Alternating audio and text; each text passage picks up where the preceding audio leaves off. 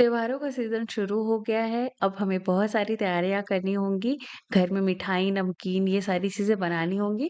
तो आज मैं आपके साथ एक ऐसी रेसिपी शेयर कर रही हूँ, जिससे आप बहुत कम मेहनत में ये रेसिपी बना पाएँगे और साथ ही साथ ये बहुत हेल्दी भी है। तो चलिए हम शुरू करते हैं। इसके लिए हम पतला वाला जो पोहा आता है, जिसकी नमकीन बनती है, जिसे नायलॉन पोहा भी बोलते हैं, वो ले लेंगे। तो यहाँ पे टोटल मैं 1 केजी मेज़रमेंट बता रही हूँ। सबसे पहले इसे हम धूप में 1 से 2 घंटे के लिए छोड़ देंगे ताकि ये बढ़िया से सूख जाए और एक क्रिस्पनेस इसमें आ जाए।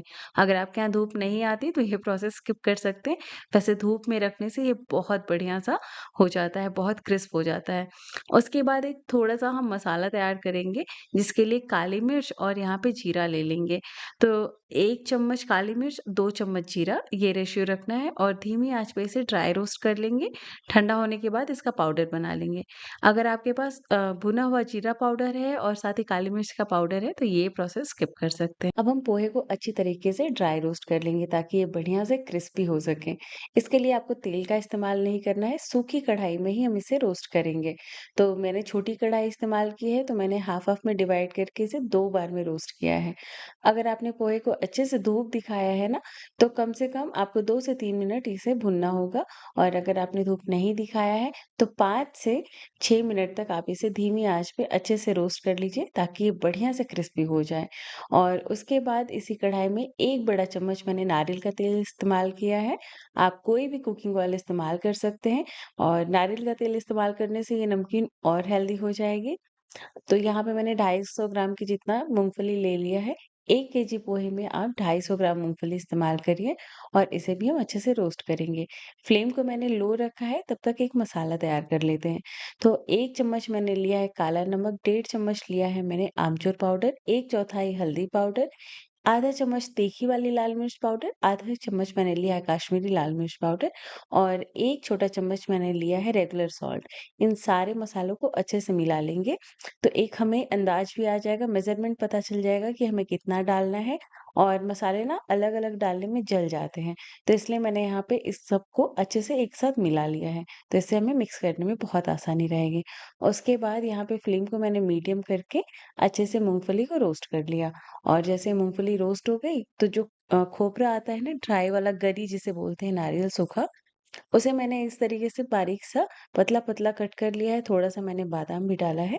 अगर आप चाहें तो इसमें किशमिश और काजू भी डाल सकते हैं, लेकिन मुझे दिख नहीं रहा था कि मैंने कहाँ रख दिया है काजू, तो मैंने ज़्यादा ढूँढा भी नहीं। और उसके बाद हरी मिर्च, लाल मिर्च डाल दी है मैंने बड़े-बड़े स्लिट में कट करके और 5-6 लहसुन की कलियाँ ले ली थी और बहुत ज़्यादा उसका जो छिलका है ना, वो मैंने हटाया नहीं, सिर्फ़ क्रश करके यहाँ पे डाला है और इसे अच्छे से क्रिस्प होने तक हमें भुनना है। इससे ना ये जो नमकीन है बहुत टेस्टी बनता है। अगर आप लहसुन खाते हो तो ज़रूर ट्राई करिएगा और अगर आप लहसुन नहीं खाते हो तो स्किप कर सकते हैं। मैंने इस तरीके से ढक दिया ताकि जो नीचे हीट आएगी उससे जो लहसुन है ना अच्छे से पक जाएगा और इसमें ढेर सारा हम करी पत्ता डालेंगे, इससे नमकीन का टेस्ट बहुत बढ़िया आता है।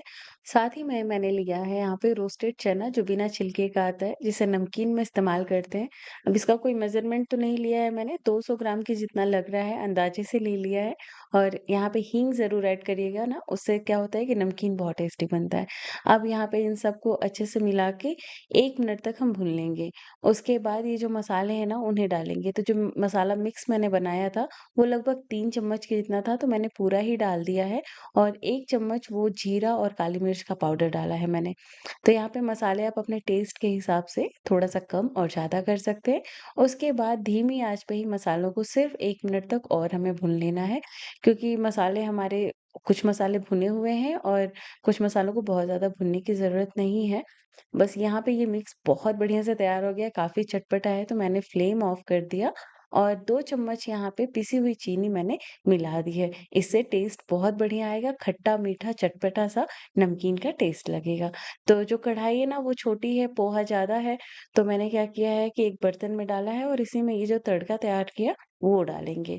और अगर आपके पास जो कढ़ाई है ना वो बड़ी है ना तो इसी तड़के में आप पोहे को डालिए, हल्का-सा सिर्फ मिक्स करना है, बहुत तेज़-तेज़ नहीं चलाना है क्योंकि ये जो पोहा है बहुत पतला होता है तो टूट जाएगा और बहुत ज़्यादा मिक्स करने की ज़रूरत नहीं है।